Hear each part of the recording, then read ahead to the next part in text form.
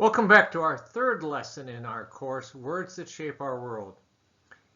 In this lesson, I want to discuss human concepts of time and some issues revolving around those concepts.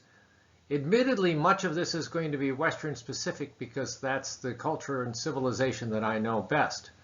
But basically, following along our trend here, humans created words and then had a sense of place and space and began to build narratives. And those narratives frequently dealt with where they were, where they are, and where they went to. And so consequently, they began to have embedded in them concepts of time. The human sense of time probably emanates from a fusion of different messages and data that we receive from different sources. We receive some sources internally within our body, and those include the rhythm of our respiration and the beat of our heart. Hence, the brain has to combine the messages from the internal clocks with the messages it receives from the rest of our senses. And in fact, our sense of time comes from a fusion of external and internal data. In order to avoid confusion, the brain has to account for the time differences that exist between when and how quickly it receives the sensory messages. There's about a tenth of a second delay between when the eyes actually receive their visual stimulus and when the brain sees something, as all the other data from the other senses and so on is combined to create a unified moment. This may actually explain why sometimes we get a sense of déjà vu, having seen something before when we really hadn't. And that's because perhaps our brain did accidentally process the visual stimulation before it completed combining all the other stimulation. Relying heavily on sight and sensory perception, the recurrence in the external world began to establish a pattern of time as well.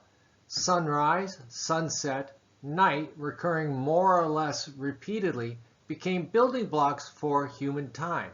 And since humans are the only species that we know of that keeps track of time, then human time is global time, and at least for now, planetary time.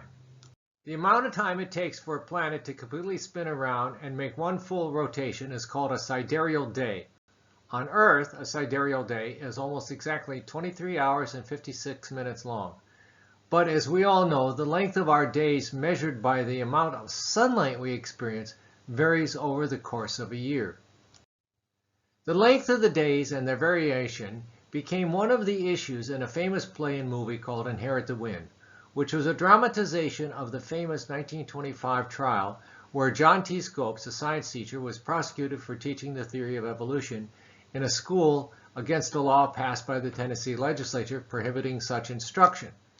John T. Scopes, in teaching the theory of evolution, was of course proposing that it took millions and millions of years for the Earth to come into the existence that we now know it, and that species evolved gradually and gradually over time. But according to the Bible, God created everything in 7 days. Now, according to the description of the order in which God created things, God created the sun on the 4th day of creation. Therefore, the question arises as to how long were the first 3 days. And that was brought out as a key moment in the argumentation between the defense attorney, Clarence Darrow, defending John T. Scopes, and the prosecuting attorney who was prosecuting John T. Scopes for teaching the theory of evolution. The ancient philosophies of Indian Greece were among the first to confront and question the real nature of many things that had been taken for granted, i.e. matter, space, nature, change, etc. And time was one of the many mysterious concepts they argued about at length. One major point of contention among the ancients was whether time is linear or cyclical, and whether it is endless or finite. In some cases, it seemed as though it might be cyclical because the year follows a cyclical pattern. But in other cases, it may be linear because no 2 days seem to be exactly the same. Focusing on the real and measurable concepts of time, Western philosophers and scientists increasingly began to believe that time was like an arrow, and that it was shot from one place and it was headed in a different place and moving through space in the process. Henri Bergson, a famous French philosopher, supported the idea that time is mind-dependent, since he suggested that real time, which he called duration, exists merely in our consciousness. Cultures that tend to lean more towards a cyclical interpretation of time tend to view the past as being an essential building block to the present and the future. Apparently to the Inca, past, present, and future are all running parallel to one another, meaning that the past and the future can both affect what is happening now in the present moment. It is not unusual for cultures to set aside moments to remember the past generations, as the Mexicans do with the Dia de los Muertos, the Day of the Dead, or as is done with the Hungry Ghost Festival, Zhongyuan Festival, or the Qingming Festival. One Native American wrote a poem suggesting these relationships. Walking, I am listening to a deeper way. Suddenly, all my ancestors are behind me, but still, they say, watch and listen. You are the result of the love of thousands.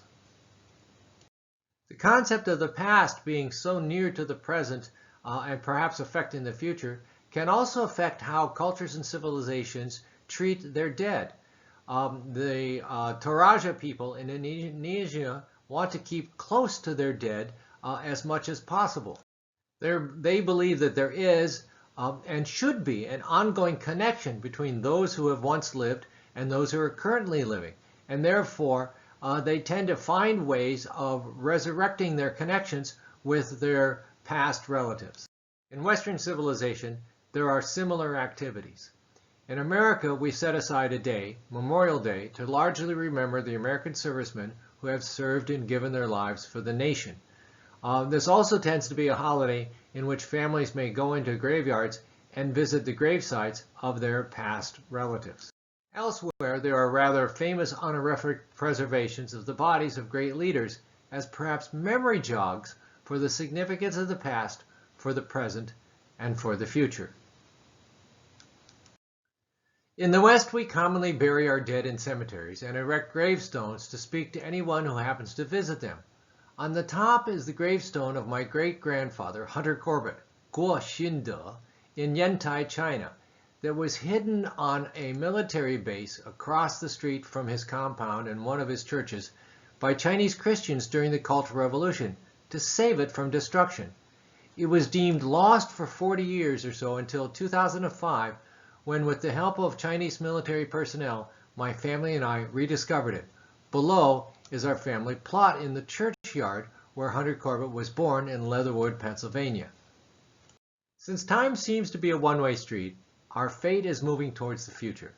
The Western world overwhelmingly emphasizes the future. They view that change is largely good, and moving is the essential component of human existence.